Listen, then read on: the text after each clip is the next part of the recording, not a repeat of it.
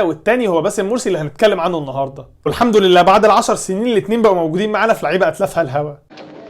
بضاعة أتلافها الهوا. باسم مرسي بدأ مع بتروجيت لكنه ما لعبش معاهم كتير وراح الانتاج الحربي وهناك تألق جدا. ورغم ان الانتاج الحربي في السنه دي ما كانوش شايفين قدامهم ونزلوا في اخر السنه درجه تانية، لكن باسم مرسي كان متألق وكل ماتش بيجيب جون عشان يروح الزمالك، وهناك بيقدم موسم اول اكتر من رائع بيقدر ياخد فيه مع الفريق الدوري والكاس، وبيقدر يحسم فاينل الكاس بعد ما سجل ثنائيه في مرمى الاهلي، وكان مهاجم المنتخب الاساسي مع كوبر لحد ماتش غانا في تصفيات كاس العالم. في الماتش ده باسم مرسي عمل مشكله وخرج بين الشوطين، ومن ساعتها ما رجعش للمنتخب تاني. تركيزه ابتدى يبعد عن الكرة تماما وركز على السوشيال ميديا وقصف الجبهات ومش متابع والله والجو ده، وانتهى بيه الحال خارج الزمالك في 2019، وبعدها لفه كبيره كده ما تألقش في اي مرحله فيها لحد ما حط بيه الرحال في الاسماعيلي اول الموسم الحالي. لكن الحمد لله في نص الموسم عمل مشكله مع الجماهير ودلوقتي موجود في اعاره مع البنك الاهلي، وبقى